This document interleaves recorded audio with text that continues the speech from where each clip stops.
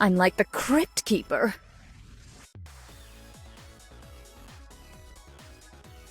Of course, it's a law of the universe that all matter succumbs to entropy and decay over time. But why does it have to show on my face?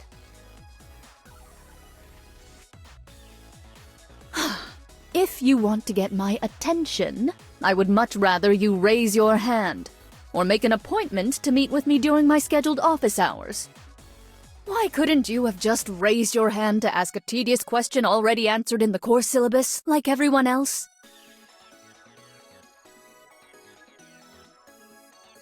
I am too young to be going gray already. This is all down to that no-good, sleazy Claude, Dean Hoff, and the unnecessary stress he put me through. Ipso facto, if stress is what's causing me to age prematurely, and my aging prematurely is causing me to feel more stressed...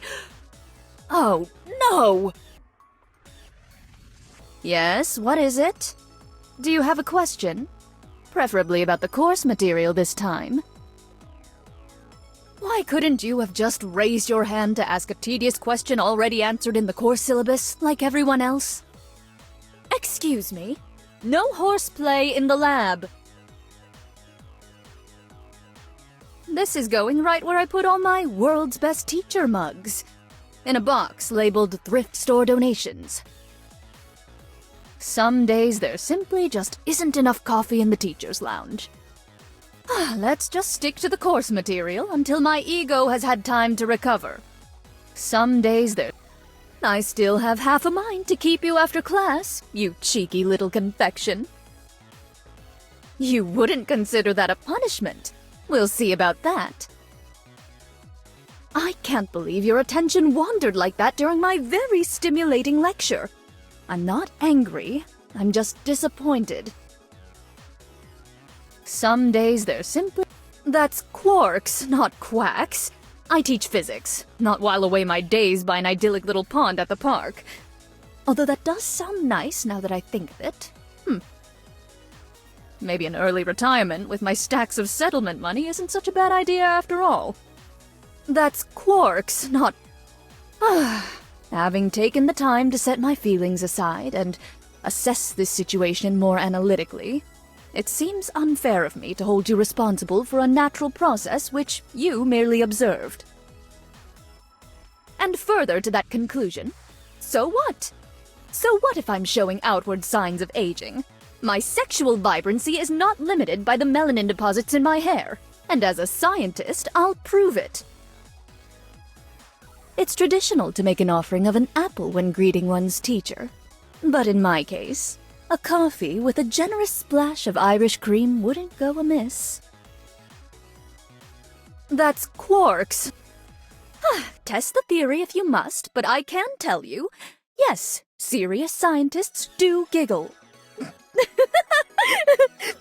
See? Oh, is this the sort of thing one usually gifts to their young, sexy professors? Because I swear I've seen something like this in a retirement-aged colleague's office. Excuse me? No horseplay in the lab. You were a good student. Other than that one notable exception, you weren't disruptive in class. And you didn't fall asleep even once. So, I suppose what I'm saying is, you're welcome to sit in on my classes again if you like. I won't even charge you tuition. Of course you can carry my books. I should warn you though, the average physics text has a noticeable force of gravitational attraction with the Earth.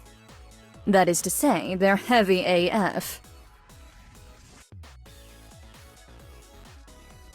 It's a good thing I always carry my pointer, because I just couldn't resist that perfect opportunity to tell you about the moon's gravitational interaction with the Earth. But of course you're right, the moonlight was very pretty too. A defining feature of any woman we culturally deem to be a bombshell is her platinum blonde hair, correct? But in all actuality, platinum is closer to silver than golden hue. Ergo, I'm still a bombshell. And I have the body, too. Not that that was ever in doubt. Oh! Why, this is lovely. But it's too much, really. I couldn't possibly accept. Well, if you insist. The latest issue of my subscription to Communications in Mathematical Physics should be waiting for me when I arrive home today. I wonder who's on the cover this week. I can hardly wait to find out. A defining... Oh, don't get me wrong. Compliments on my brilliance are always welcome. But there are times that compliments on my brilliant bod are even better. This is one of those times, by the way. Flip that tassel on your proverbial cap, because you've graduated to the friend zone. That means you're invited to campus pub nights, but not the more intimate social occasions I host in my private residence. At least, not yet. Just the person I wanted to see.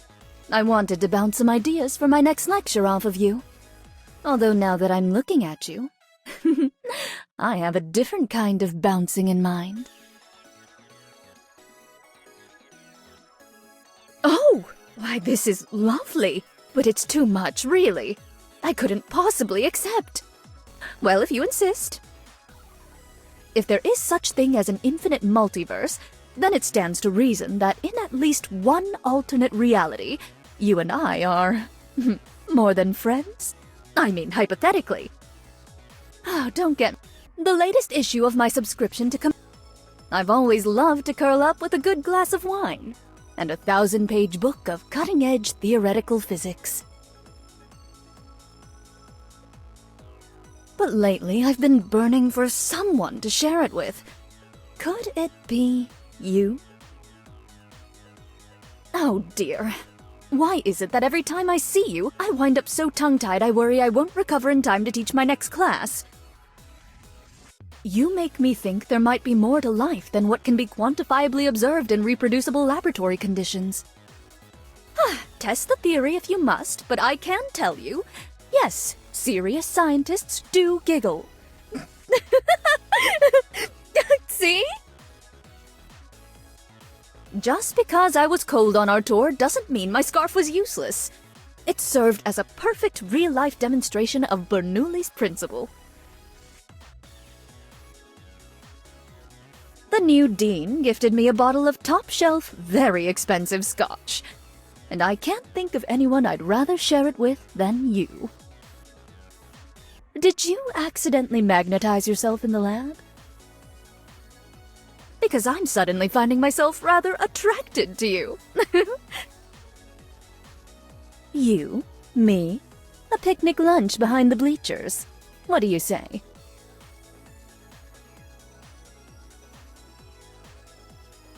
That film contained an insulting amount of flawed science.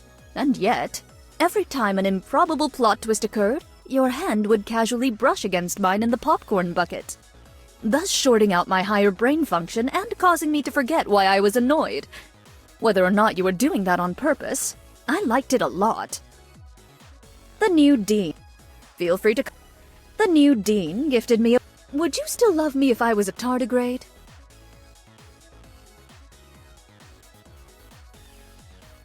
I may be a tenured professor, but looking at you makes me feel like a giddy schoolgirl again. My cheeks flush, my heart beats in my ears. I feel the sensation colloquially referred to as butterflies in my stomach. My mind's been working overtime today. No, not untangling string theory. Coming up with excuses to see you. I was so laser-focused on becoming a tenured professor before 30 that all I did was work, work, work. Even once I achieved my goal, I found it hard to switch off. It was like the part of me that was fun-loving and spontaneous had atrophied from disuse. Then I texted you, and that all changed. You helped me be me again, gray hair or not. Thank you. Oh my! Thank you! Did I get caught up in my research and forget another special occasion again?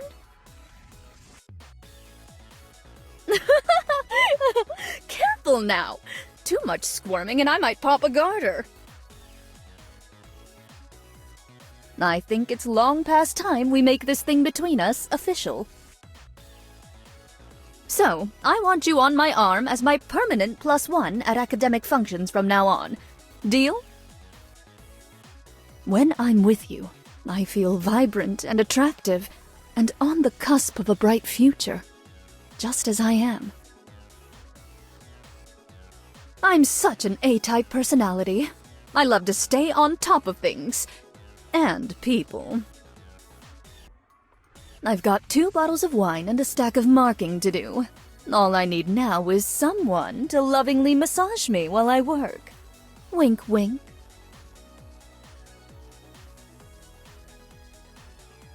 Ah, this cozy sweater makes me want to snuggle in front of a fireplace with a glass of hot mulled wine. If you bring the matches, I'll bring the Merlot. Huh. I don't know whether to be put off or intrigued by the role reversal at play here. Or perhaps the greatest enjoyment is found in the friction between the two. My childhood daydreams were more likely to include PhD after my name than a Mrs. before it.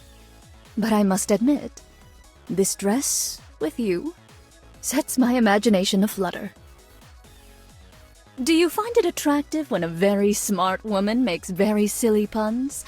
Because I've got a good one about getting laid. Wink, wink.